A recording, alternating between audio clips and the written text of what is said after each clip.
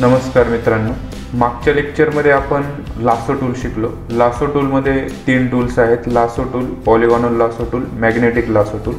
त्यातील polygonal lasso टूलची तुम्हाला जास्तीत जास्त प्रॅक्टिस करायची आहे। तर आजच्या लेक्चरमध्ये आपण शिकणार आहोत कटिंगचाच एक टूल, क्विक सिलेक्शन टूल आणि मॅजिक वॉन्ड टूल। त्यांच्या नावामध्येच तुम्हाला थोडीफार कल्पना येऊन जाईल।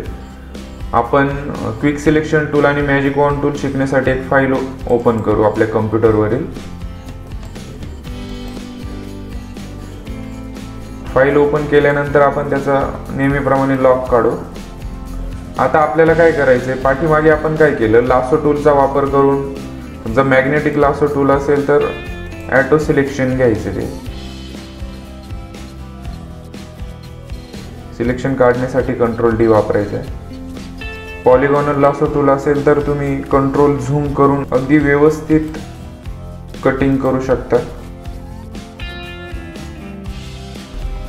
अशा पद्धतीने। तर तुम्ही बघितलं तर एकदम शार्प सिलेक्शन पॉलिगॉनलने होतं।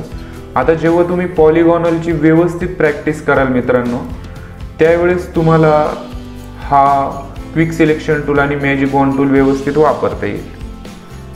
तर त्यापैकी क्विक सिलेक्शन टूल कसा वापरायचा हे आपण सुरुवातीला बघू।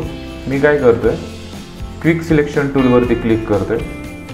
क्विक सिलेक्शन टूलवरती क्लिक केल्यानंतर तुम्हाला इथं सब टूलमध्ये त्याचे आणखीन ऑप्शन्स दिसतील। New selection, add to selection, minus selection म्हणजे सबट्रॅक्ट सिलेक्शन, आणि इथनं तुम्ही ब्रशची साईज लहान मोठी करू शकता।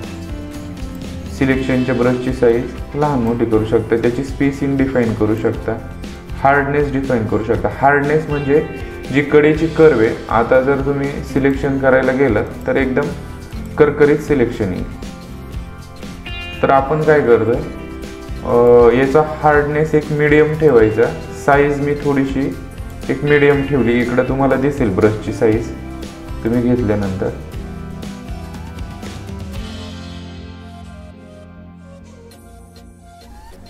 तर एक मी मीडियम व्यवस्थित दिसेल अशी साईज घेतोय। त्यानंतर तुम्हाला सॅम्पल ऑल लेयर्स आणि ऑटो एनहान्स चालू ठेवायचं, जेणेकरून तुमचा रिझल्ट आणखी व्यवस्थित येईल। आता क्विक सिलेक्शन टूल वापरण्यासाठी तुम्हाला काय करायचे, माऊसने क्लिक करून ठेवायचे। हा ऑटो एनहान्स करतो।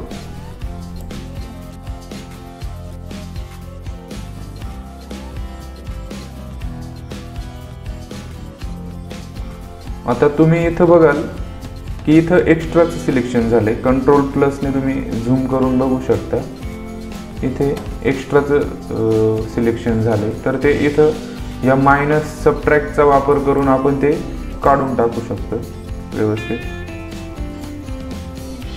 त्यानंतर आपल्याला परत प्लस करायचे सिलेक्शन। ब्रशची साईज आता मी छोटी करतोय। त्याच्यासाठी तुम्हाला कीबोर्डवरती कर्ली ब्रॅकेटचा वापर करायचा आहे तुमच्या ब्रशची साईज लहान मोठी करण्यासाठी। लेफ्ट साईडच्या ब्रॅकेटने लहान होते ब्रशची साईज आणि राईट साईडच्या ब्रॅकेटने मोठी होते।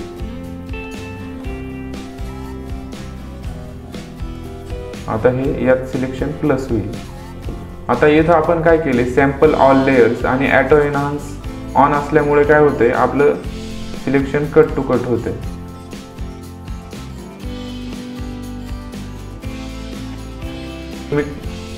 झूम आउट करून जर बघितलं तर प्रॉपर सिलेक्शन झालं। कीबोर्डवरील डिलीटचं बटन दाबून मी जर डिलीट केलं तर तुम्हाला एक प्रॉपर कटिंग दिसेल। अशा पद्धतीने तुम्ही क्विक सिलेक्शन टूलचा वापर करू शकता। त्यानंतर आहे मॅजिक वॉन्ड टूल। मॅजिक वॉन्ड टूलचा वापर तुम्ही फक्त जिथे तुम्हाला वन स्ट्रोक बॅकग्राऊंड आहे अशाच ठिकाणी व्यवस्थित करता येईल। तर ह्या इमेजवरती आपण मॅजिक वॉन्ड टूलचा वापर करू। इथे जर ब्लॅक कलर जर बघितलं तुम्ही, तर सिलेक्शन करायला गेलं तर ब्लॅकच्या बाकीच्या शेडही सिलेक्ट होतात। त्यामुळे मॅजिक वॉन्ड टूलचा फारसा प्रोफेशनली वापर करता येत नाही आपल्याला। आणखी काही इमेज बघूया। जिथे वन सिंगल कलर असेल, मॅजिक वॉन्ड टूलचा मात्र प्रॉपर वापर होतो। अगदी काही सेकंदात तुम्ही मॅजिक वॉन्ड टूलने मी सिलेक्ट करून डिलीट बटन प्रेस करतोय। हे बघा, आता ह्या इमेजचं बॅकग्राऊंड काढायला आपल्याला अगदी काही सेकंदच लागले। तर अशा पद्धतीने तुम्ही मॅजिक वॉन्ड टूलचा वापर करू शकता.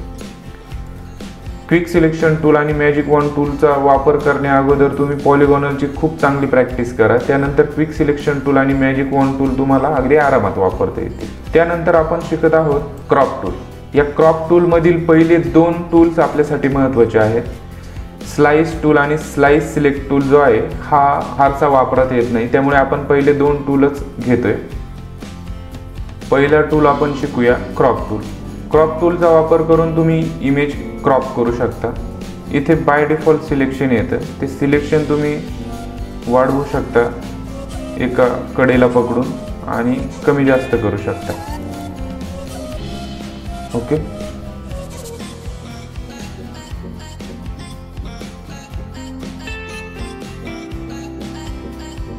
सिलेक्शन केल्यानंतर तुम्हाला त्या सिलेक्शनवरती डबल क्लिक करायचं आहे, त्यावेळेस तुमची कटिंग दिसेल.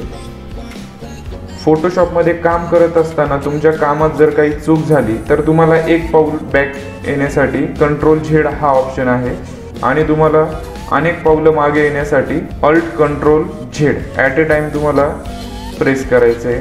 Alt-Ctrl तुम्हाला प्रेस करून ठेवायचं आहे आणि त्यानंतर Z कंटिन्यू मागे प्रेस करायचे. तुम्ही परत तुमच्या पूर्वीच्या स्टेजला याल. आता तुम्हाला पर्स्पेक्टिव्ह क्रॉप टूल बद्दल माहिती देतो. पर्स्पेक्टिव्ह क्रॉप टूल ज्यावेळेस आपण क्रिएटिव्ह काम करू त्यावेळेस ॲक्च्युअल यूज तुम्हाला करता येईल. पर्स्पेक्टिव्हने तुम्हाला त्याचा व्ह्यू चेंज करता येतो.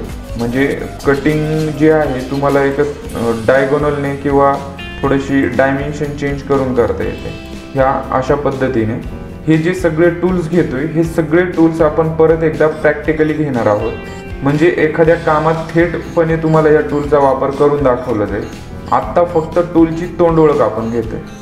तर हे क्रॉप टूल आणि पर्स्पेक्टिव्ह क्रॉप टूल यांना क्लिक केल्यानंतर वरती तुम्हाला रेशो येतो. तो रेशो तुम्ही इथं ओरिजिनल रेशो असेल, त्यानंतर विड्थ हाईट रिझोल्युशन असेल, डिफॉल्ट करू शकता. 16:19 असेल, जसं तुम्हाला पाहिजे त्याप्रमाणे रेशो तुम्ही सिलेक्ट करू शकता. इथं सिलेक्शन ज्याप्रमाणे सिलेक्शन असेल त्याप्रमाणे जर तुम्ही इथं पॅरामीटर्स टाकले म्हणजे 5 आणि 6 तर त्या पद्धतीने बाय डिफॉल्ट सिलेक्शन होतं. त्यानंतर ते सिलेक्शन तुम्ही वाढवू शकता. तर अशा पद्धतीने तुम्ही क्रॉप टूलचा वापर करू शकता. क्रॉप टूलचा वापर करत असताना जो रेशो आहे तो विड्थ हाईट रिझोल्युशनचा रेशो ठेवायचा आहे. त्यानंतर आपण शिकणार आहोत आय ड्रॉपर टूल. या सगळ्या टूलपैकी आपल्याला फक्त आय ड्रॉपर टूल घ्यायचं आहे. 3D material I dropper tool असेल, कलर सॅम्पलर टूल असेल, रुलर टूल असेल, नोट टूल असेल, हे आपल्यासाठी फारसे महत्त्वाचे नाही आहे. किंवा ह्या टूलबद्दलही माहिती आपण एका स्पेशल लेक्चरमध्ये घेऊ. आता जे टूल महत्त्वाचे आहेत ते टूल्स घेऊ जेणेकरून तुमचं जास्त कन्फ्युजन होणार नाही. आय ड्रॉपर टूलचा वापर करून तुम्ही एक्झॅक्ट कलर पिक करू शकता. जर तुम्ही इकडे नीट निरीक्षण केलं कलर पॅलेटवरती, हा फॉरग्राऊंड आहे आणि हा बॅकग्राऊंड आहे. तुम्ही इथनंही कलर चेंज करू शकता ओके करून, आणि आय ड्रॉपरने एक्झॅक्ट तुम्हाला तोच कलर मिळतो. तुम्हाला अंदाजे कलर घ्यायची गरज नाही. तुम्ही आय ड्रॉपरने अगदी एक्झॅक्ट कलर घेऊ शकता. अशा पद्धतीने आय ड्रॉपरचा यूज होतो. तर मित्रांनो, आजच्या लेक्चरमध्ये आपण 3 टूल्स शिकलो. एक आहे क्विक सिलेक्शन टूल, मॅजिक वॉन्ड टूल, त्यानंतर क्रॉप टूल आणि आय ड्रॉपर टूल. या तीनही टूलची चांगली प्रॅक्टिस करा. धन्यवाद. नमस्कार मित्रांनो, आपण आजपर्यंत ज्या काही गोष्टी शिकलो त्या गोष्टींमध्ये काही शॉर्टकट्स आपल्याला वापरायचे आहेत. तर ते शॉर्टकट्सची यादी मी तुम्हाला इथे देतोय. तुम्हाला नवीन फाईल घेण्यासाठी Ctrl-N वापरायचं आहे. तुम्हाला फाईल जर ओपन करायची असेल, आपल्या कम्प्युटरवरती एखादी फाईल ओपन करायची असेल तर तुम्ही इथं डबल क्लिक करू शकता किंवा Ctrl-O करू शकता.